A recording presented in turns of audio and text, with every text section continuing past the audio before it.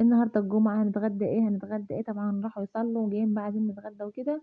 قُلنا هنطبخ إيه بقى، على قطع فراخ تنسلق، قُلت أعمل لهم كيس مكرونة تغيير بدل الرز والمحشي والكلام ده، قُلنا نغيّر النهارده نعمل مكرونة وفراخ.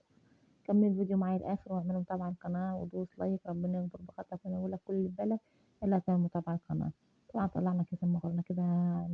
نسلقهم، وعملت الصلصة معايا أهيّة، شُفتوا الجمال، الصلصة يا جماعة بتاع المكرونة ده لو ما كانش زيتها كتير وسمنتها كتير وصلصتها كتير، المكرونة ما بتتاكلش.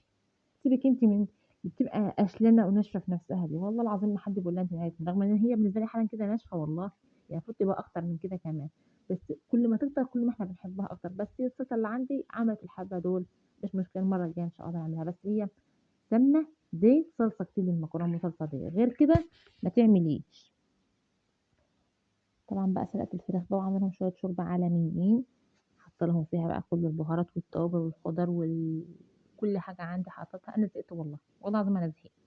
العيال مطفحينّي من كتر اختيارات الأكل واللي أعملها وما رضوش ياكلوا،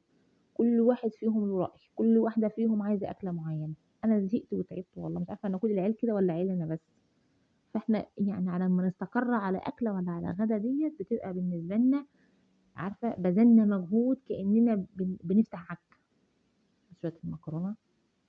الواحد فاكر زمان كده لمّا كان صغير بقى يقعد كده لأمه تطبخه كده يقعد ياكل، والله العظيم ما بقينا نسأل على الأكل إلا ساعة الغدا. يعني ساعة ما كانت أمي تغرف وتجيب الأكل ده كنا نعرف إحنا ساعتها إحنا هنتغدى إيه، أو إحنا هنتعشى إيه، إنما حاليًا يا أختي العيال بيصحوا من النوم هو أنتِ هتطبخي لنا إيه النهارده؟ حتى أبوهم يبقى في الشغل هيرن عليكِ أنتِ هتغدينا إيه النهارده؟ يعني أكيد هتيجوا تلاقوا غدا، إيه بقى إن شاء الله ربنا إن شاء الله هيفرجها واللي أنا هاجود بيه هاعمله لكم،